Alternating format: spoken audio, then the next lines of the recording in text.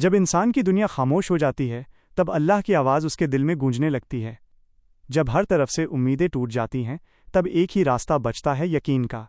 और अगर वो यकीन अल्लाह पर हो तो रास्ता नहीं, पूरा समंदर बन जाता है। ये कहानी है एक ऐसे इंसान की जिसने सब कुछ खोकर भी अल्लाह पर भरोसा नहीं छोड़ा। लखनऊ की एक तंग गली में एक छोटी सी दुकान थी। टूटा हुआ छज्जा, पुरानी मशीन और उस दुकान का मालिक जियाउद्दीन। उम्र करीब 45 साल, चेहरे पर थकान लेकिन दिल में सब्र और यकीन। उसकी बीवी को गुजरे 5 साल हो चुके थे। एक बेटा था फरहान, जो पढ़ाई कर रहा था, लेकिन हालात इतने ख़राब थे कि फ़ीस देना भी मुश्किल हो गया था। एक सुबह जियाउद्दीन नमाज पढ़कर दुकान पर पहुंचा तो उसके कदम वहीं रुक गए। दुकान की दीवार गिर चुकी थी, बारिश ने सब बर्बाद कर दिया था। सिलाई मशीन भी खराब हो चुकी थी। वो कुछ देर चुप बैठा रहा, फिर उसने आसमान की तरफ देखा और बस इतना कहा, या अल्लाह, तू ही काफ़ी है। लोगों ने मजाक उड़ाया, अब क्या करेगा जिया मियाँ। दुकान गई, काम गया, लेकिन उसने मुस्कुराकर कहा, जब तक अल्लाह है डर कैसा। अगले ही दिन उसने एक पुरानी मशीन उधार ली और खुद ही दीवार ठीक करने लगा। हर ईंट रखते वक्त उसके होठों पर दुआ होती, या अल्लाह, इसे कबूल कर। पूरा हफ्ता गुजर गया, कोई ग्राहक नहीं आया, लेकिन वो रोज़ दुकान खोलता, 2 रकात नमाज पढ़ता और तस्बीह करता रहता।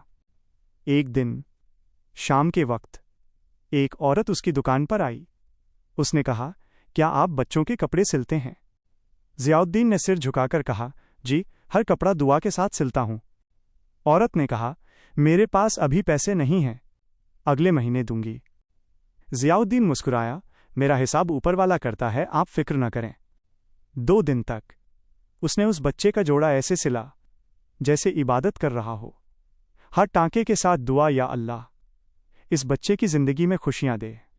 तीसरे दिन वो औरत वापस आई। कपड़े देखकर उसकी आंखें भर आईं। वो कुछ बोले बिना चली गई, लेकिन एक लिफाफा छोड़ गई। जियाउद्दीन ने जब लिफाफा खोला तो उसमें पैसे थे और एक चिट्ठी। मैं नसीमा बानो हूं, शहर के बड़े स्कूल ट्रस्ट से। अब से आप हमारे स्कूल यूनिफॉर्म्स के दर्जी होंगे।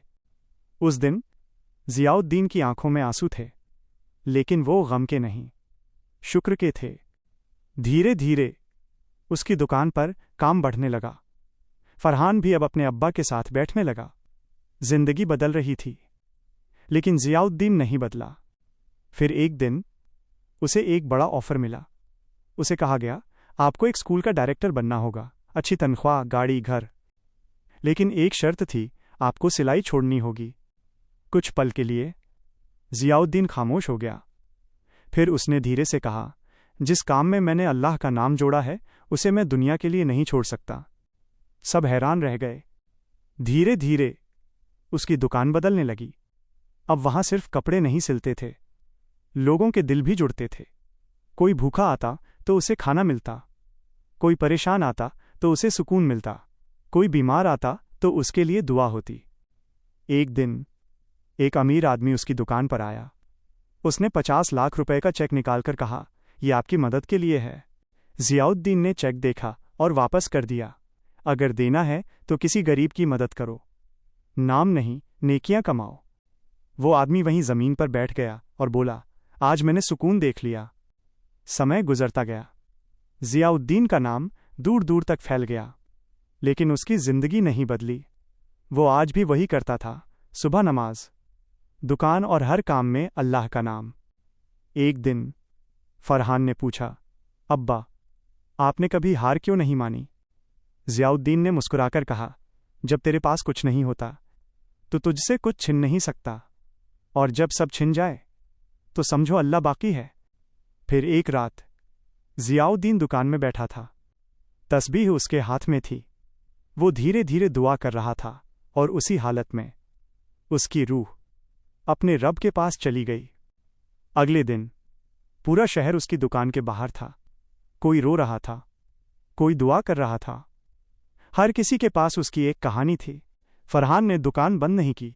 उसने एक नया बोर्ड लगाया, दर्जी साहब नहीं रहे, मगर उनका यकीन अब भी यहाँ जिंदा है। और आज भी अगर कोई टूटा हुआ दिल उस गली से गुजरता है तो उसे ऐसा लगता है जैसे कोई धीरे से कह रहा हो, डर मत, अल्लाह तेरे साथ है।